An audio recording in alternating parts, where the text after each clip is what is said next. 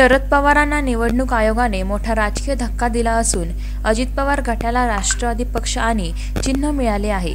आगामी लोकसभेच्या पार्श्वभूमीवर शरद पवार यांना हा मोठा धक्का मानला जात आहे। परंतु निवडणूक आयोगाने अजित पवारांचा मार्ग आता प्रशस्त केल्याने आमदार अपात्रतेचा निर्णय अजित पवारांच्या बाजूने जाण्याची दाट शक्यता निर्माण झाली आहे।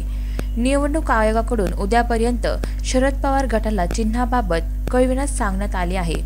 निवडणूक आयोगाने म्हटल्याप्रमाणे अजित पवारांकडे असलेला पक्ष हा खरा पक्ष आहे। पक्ष आणि चिन्ह अजित पवार वापरतील। उद्या 7 फेब्रुवारीपर्यंत शरद पवार गटाने पक्षाचे नाव आणि चिन्ह सुचवावं। पक्षांतर्गत निवडणुका झाल्या नाही असे निवडणूक आयोगाने म्हटले आहे। आपल्या शहराची बातमी मिळवा आता शबनम न्यूजच्या ॲपवर। शबनम न्यूज मीडिया ग्रुप वतीने आपल्यासाठी शबनम न्यूज ॲप तयार करण्यात आले आहे। गुगल प्ले स्टोअरद्वारे आपण सदर ॲप डाउनलोड करू शकता व शबनम न्यूजवरील बातमी क्षणात मिळवू शकता। मग वाट कसली पाहताय? गुगल प्ले स्टोअर ॲप आजच डाउनलोड करा।